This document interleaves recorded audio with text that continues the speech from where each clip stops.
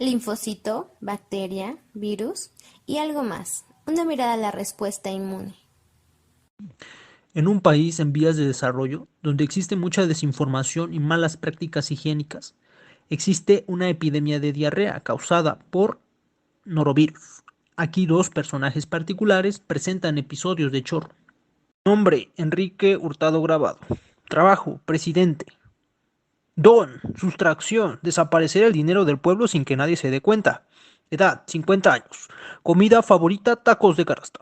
Después de que el presidente Hurtado se echara unos tacos de canasta de la esquina de Doña Juana, porque es humilde y apoya la economía nacional, termina de comer y se dispone a irse a su trabajo. Mientras tanto, al otro lado de la ciudad, encuentra una reportera en el local de Doña Pelos comiendo memelas y gorditas. Nombre: Lulú Ayala. Trabajo: reportera. Don: escabullirse por la puerta del Palacio Nacional. Edad: 30 años. Comida favorita: memelas de Doña Pelos. Después de 2 días, el presidente y la reportera presentan síntomas similares: diarrea acuosa, vómito, fiebre, dolor y distensión abdominal. Mientras tanto, en el Palacio Nacional, el presidente se fue derechito al baño, donde desfogó todo lo que comió, llegando a su rescate el doctor profesor Dexter Utonio, un renombrado investigador que forma parte de su gabinete. Tenía un mal presentimiento. Por ello estoy aquí y orgullosamente debo decir que está bien ahora. ¿Qué ocurre, señor presidente? Me siento muy mal. Tengo un fuerte dolor de estómago, tengo fiebre y además me duele la cabeza. Tal vez fue por los tacos que me eché ayer en la mañana. Espero no ser víctima de la epidemia de norovirus que está azotando a nuestro país. Sí, le haré unas preguntas. Espero y me responda, por favor. ¿Cuáles son las características de las evacuaciones? Son heces con sangre y además tengo un poco de escalofríos. Por lo pronto, tome este frasco para depositar sus heces para mandarlas al laboratorio. Le daré un antipirético y además tenga estos electrolitos para que se mantenga hidratado. Gracias, Dexter. Eres todo un experto. De nada, por lo pronto manténgase en reposo. Yo daré el informe diario, no se preocupe. El presidente le sonríe en el baño, lo saluda, el doctor se aleja y le dice que se lave las manos constantemente. Llega el informe diario de la situación epidémica del norovirus en la Ciudad de México. El doctor profesor Dexter, sabiendo la desinformación de la población y además las malas prácticas higiénicas y los pensamientos arcaicos, empezó con una ligera clase sobre uno de los principales protagonistas del cuerpo humano: el sistema inmune. Conferencia desde el Palacio Nacional había un puñado de reporteros, entre ellos la reportera Lulu Ayala, la cual había tomado un antidiarreico que le había dado su tía Toña. Hola, muy buenas noches. Son las 19:01 de este domingo 20 de mayo del 2020. Estamos en el Palacio Nacional, en la Ciudad de México. Vamos a iniciar la conferencia de prensa diaria sobre la situación inicial de la pandemia del norovirus causada por el virus del mismo nombre. Para lo cual, antes de que se empiece, este informe se dividirá en 4 partes. Primero les daré una plática sobre el sistema inmune, uno de los elementos importantes que juega un papel fundamental para presentar y desarrollar esta enfermedad diarreica. Después, una ronda de preguntas, posteriormente el informe diario y al final otra ronda de preguntas. Entonces, para comenzar, ¿qué es el sistema inmune? Es como un escudo que nos protege contra las infecciones, como bacterias y virus, como es el caso del norovirus, también conocido como la defensa natural del cuerpo contra las infecciones. Entre sus funciones se encuentran reconocer sustancias, también llamadas antígenos, extrañas al cuerpo, reaccionar en contra de estos antígenos, como lo son las bacterias y los virus. Para esto existe una primera línea de defensa, la cual está formada por barreras físicas y biológicas, que son la piel y todas las superficies mucosas, como el tracto gastrointestinal, respiratorio, entre otros, que evitan que patógenos como bacterias y virus entren en el organismo. Hay que entender que aquí existen dos tipos de inmunidad: la inmunidad innata e inmunidad adaptativa. La primera ofrece una respuesta inmediata, pero no específica al momento que el patógeno atraviesa estas barreras. El segundo tipo de inmunidad se activa cuando los agentes patógenos evaden la respuesta innata. Aquí, el sistema inmunitario adapta su respuesta durante la infección para mejorar el reconocimiento del agente patógeno. La información sobre esta respuesta mejorada se conserva aún después de que el agente patógeno se ha eliminado, causando memoria inmunitaria y permitiendo que el sistema inmunitario adaptativo desencadene una respuesta más rápida a ataques futuros de este patógeno. Las principales células que lo conforman son los granulocitos, los cuales se suelen dividir de acuerdo con los gránulos que contengan, en basófilos, eosinófilos y neutrófilos. Todas estas células circulan en la sangre y migran a los tejidos durante la respuesta inflamatoria o algún daño. Gracias a las diversas sustancias que portan en sus gránulos, eliminan a los patógenos. Esta liberación está dada por sustancias conocidas como citocinas, que no son más que moléculas que llaman a las células para atacar a los invasores. Existen otras células que se diferencian en macrófagos. Este tipo de células son como los Pac-Man del cuerpo, encargados de comer a los agentes patógenos. Por otro lado están las células dendríticas, que se caracterizan por formar prolongaciones largas. Son como el vínculo entre la respuesta inmune innata y adaptativa. Son como unos transportadores que se encuentran en la sangre, acarrean las partículas extrañas y las llevan en su superficie para ser reconocidas por los linfocitos, encargados de su eliminación. Otro tipo son los linfocitos. Estos se encuentran en la sangre y órganos linfáticos. Se dividen en dos subtipos, los B y los T. Los linfocitos B cumplen con la función de reconocer a los agentes extraños a través de unos receptores llamados anticuerpos. Estas mismas células se convierten en células plasmáticas y permanecen en los tejidos produciendo más anticuerpos. Con respecto a los linfocitos T, tienen la capacidad de reconocer lo propio frente a lo extraño y provocar la muerte de lo extraño. Estas células contribuyen eficazmente a la función de los linfocitos B. Por último, están los linfocitos asesinos naturales, los cuales se encargan de los patógenos y los tumores. Son como unos espías. Se dedican a asesinar fríamente a las células enfermas e infectadas por los patógenos. Los macrófagos son las principales células de la inmunidad innata y tienen la capacidad de fagocitar, o sea, engullir, a las bacterias extrañas que se encuentran en su camino. Aunque Salmonella, por ejemplo, tiene la capacidad de burlar estas células y provocar infecciones recurrentes en el huésped. Los virus también tienen la capacidad de internalizarse en las células y por lo tanto, las células del sistema inmune no saben que están infectadas. Para poder reconocer a las células infectadas de las no infectadas, existen componentes presentes en la superficie que funcionan como banderillas, las cuales tienen una composición distinta dependiendo si se encuentran infectadas, y la diferencia en estas banderillas es reconocida por los linfocitos T. Si la célula está infectada con un virus, estas banderillas tomarán los componentes del virus, lo mandarán a su superficie, lo que provoca la activación de linfocitos T que reconocen a las células infectadas por los virus y las matan. Las principales diferencias entre virus y bacterias son que los virus son como cápsulas de material genético y proteínas no vivas más pequeños que las bacterias. Necesitan una célula para poder replicarse.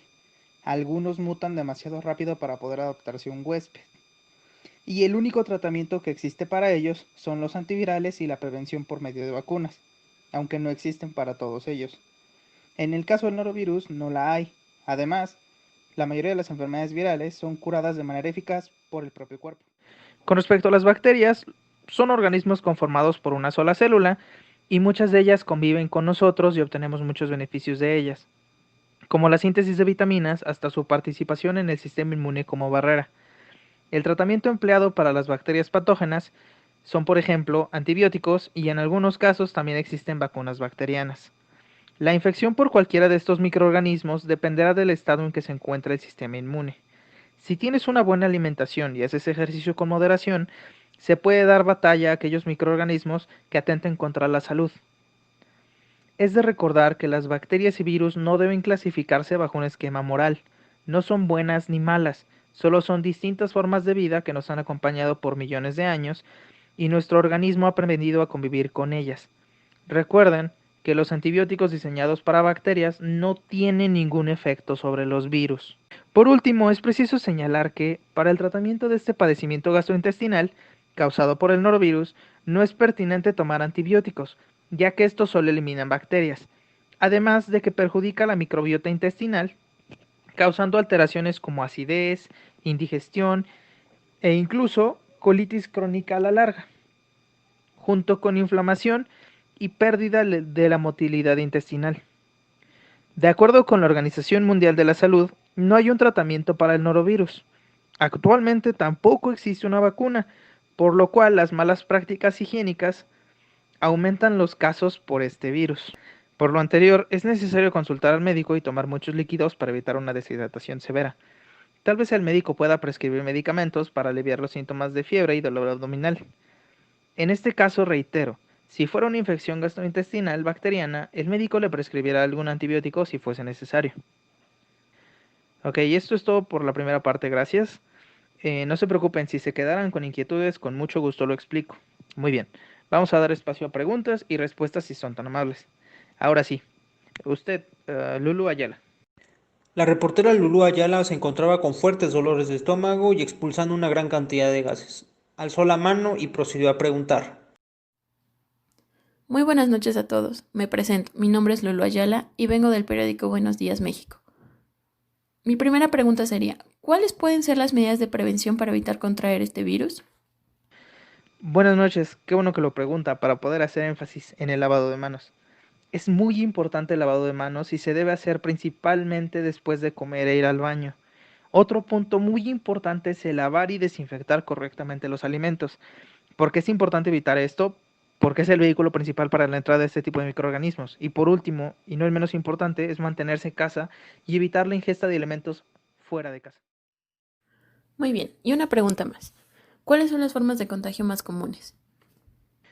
Consumir alimentos o bebidas que estén contaminados con norovirus, tocar superficies u objetos contaminados con norovirus y luego ser llevadas las manos a la boca y tener el contacto directo con una persona que esté infectada, por ejemplo, al cuidar de ella o compartir alimentos o cubiertos con ella. Eso sería todo, doctor. Gracias, buenas noches. Al escuchar todo esto, Lulú Ayala pensó lo descuidada que había sido, en sus gustos culposos y en los errores que la llevaron a enfermarse. Después de la reportera Lulú se le dio la palabra al reportero Cetina, quien estaba listo para preguntar. En cuanto al diagnóstico, si las personas tienen diarrea, fiebre, dolor abdominal, ¿dónde hacen la prueba para el norovirus? Es importante recalcar que la prueba de norovirus no es necesaria. No porque no se requiera hacer la prueba de norovirus, simplemente porque las disposiciones preventivas se deben llevar a cabo y no esperar a una confirmación. En esta situación debemos asumir que una persona que tiene estos síntomas es muy probable que presente norovirus, aun cuando no lo sea. Siempre debemos tomar las medidas debidas ante cualquier tipo de infección intestinal. A simple vista es difícil diferenciar entre una infección bacteriana y una vírica, pero existen pruebas de laboratorio que permiten su diferenciación. Uno de los métodos más recurrentes es el cultivo bacteriológico. En él, si la infección es por un agente bacteriano, lo podremos observar. De lo contrario, no observaremos crecimiento alguno, ya que los virus requieren de condiciones diferentes y específicas para su crecimiento. Otra manera podría ser mediante técnicas moleculares, en las cuales se puede emplear PCR para identificar material genético o pruebas ELISA para detectar la partícula extraña. Otra reportera llamada Vanessa estaba confundida entre la diferencia del tratamiento para ambas infecciones. Se levantó y pidió la palabra. ¿Cuál es el mejor tratamiento o recomendación para una infección vírica? No hay ningún medicamento específico para tratar a las personas enfermas por norovirus, ni por ningún virus. Los medicamentos antibióticos no servirán porque combaten las bacterias y no a los virus. En la inmensa mayoría de los casos, la gastroenteritis se resuelve por sí sola al cabo de unos pocos días, por lo que lo más importante es asegurar un adecuado estado de hidratación y también el aporte de sales minerales. ¿Cuál es el mejor tratamiento para tratar una infección por salmonela? No requiere una terapia específica en la mayoría de los casos, sobre todo en los casos que se da una gastroenteritis no complicada. Unas medidas básicas como la reposición de líquidos de manera habitual y una alimentación suave durante unos días pueden ser suficientes para pasar el cuadro de esta infección. En algunos casos, con unas personas mayores o los bebés lactantes, se deberán recetar un tratamiento con algún antibiótico prescrito por un médico. Acabada la plática, el investigador de Dexter continuó con el informe diario, contestando más y más y más preguntas, aunque unas más bobas y exasperantes que otras, con mucha paciencia y detenimiento. Al final, la reportera Lulú resultó que tenía el norovirus, debido a la falta de higiene del lugar. Por lo anterior, aprendió y evitó regresar a comer al puesto de Doña Pelos. Por otro lado, el presidente Enrique resultó con un cuadro severo de salmonelosis, el cual le ocasionó pérdida de apetito, diarrea, faltar a los informes diarios y además un gasto tremendo en papel higiénico. ¿Qué pasará con el doctor Utonio? ¿La reportera y el presidente se seguirán echando sus antojos mexicanos en cualquier esquina? ¿Jaime Alantoide seguirá diciendo que el doctor Utonio es un tonto? ¿El norovirus se podrá eliminar tomando cloro? ¿El chorro se expandirá a Gringolandia? Este video llegará a las personas que creen que el norovirus no existe. Y por último, ¿el gobierno se ha apoderado de lo que creíamos creer y nos hacen creer que creíamos que los pensamientos que hemos tenido son pensamientos que creemos que creíamos? Todas estas preguntas se contestarán en el próximo episodio de Linfocito, virus, bacteria y algo más.